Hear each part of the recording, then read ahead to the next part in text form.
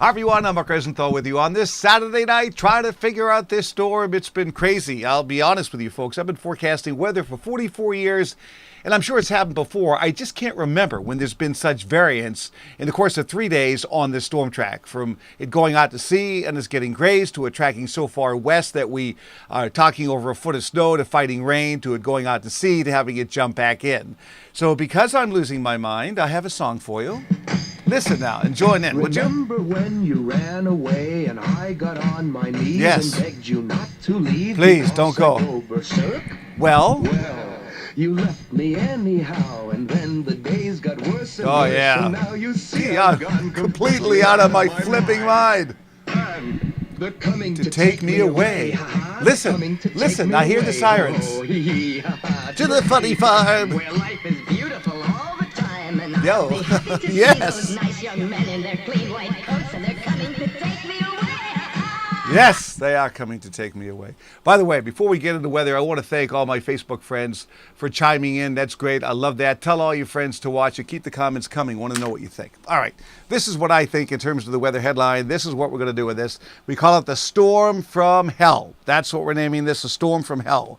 So the storm from hell, snow starts before dark tomorrow. I think the heaviest snow is tomorrow night, lingering into Monday morning. The commute Monday could be an issue, with snow on the ground, obviously, and snow falling, but it's done before noon, then cold winds are blowing in during the afternoon. We've also been talking about the fact that it could really warm up before next week is over. The only thing that makes me nervous is that we're going to have cold, high pressure in eastern Canada, and that may slow the warmth from spreading into New England. We'll have to wait and see on that exact high position. Let's set the stage for you. Here's some moisture coming out of the Gulf of Mexico. This whole package of moisture with a subtropical jet. That's a lot of energy. And also notice this little curlicue back into the northern plain states. This is a lot of atmospheric spin, strong vorticity, if you will. These two are going to join forces well to the east-southeast of New England, and where that intensification occurs will determine how much snow we can get. If this thing catches up early enough, we're going to get buried, but if it doesn't phase until it's fairly far east, we'll be spared a major snowfall. The jury is still out on that. Still some wiggle room here. All right, but let's show you where it's snowing. It's snowing back in portions of Iowa and towards Nebraska, moving into the Great Lakes. There's some rain on the southern end of this, so this bit of moisture is going to join hands with Gulf of Mexico moisture. Here's a little burst riding out ahead of that. If this survives the trip, there could be some light snow coming into southern New England tomorrow afternoon, but these are the two players which will be intensifying around Cape Hatteras, North Carolina by this time tomorrow. So this is what we're thinking about in terms of snowfall. I've brought it back up again in Boston. Of course I have. 3 to 6 inches in the blue zone, the Cape, including Plymouth, Brockton, south to the islands, 4 to 8. There could be some mixing over the islands. We'll have to wait and see. 495 north and west, 1 to 3 inches. But again, this is subject to change. Of course it is. Of course it is, darling.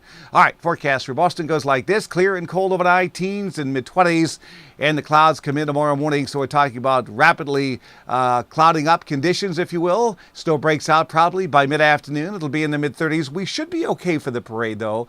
And at night, it's snowing at a pretty good clip. Temps fall back into the mid-20s in Boston with a gusty northeast wind.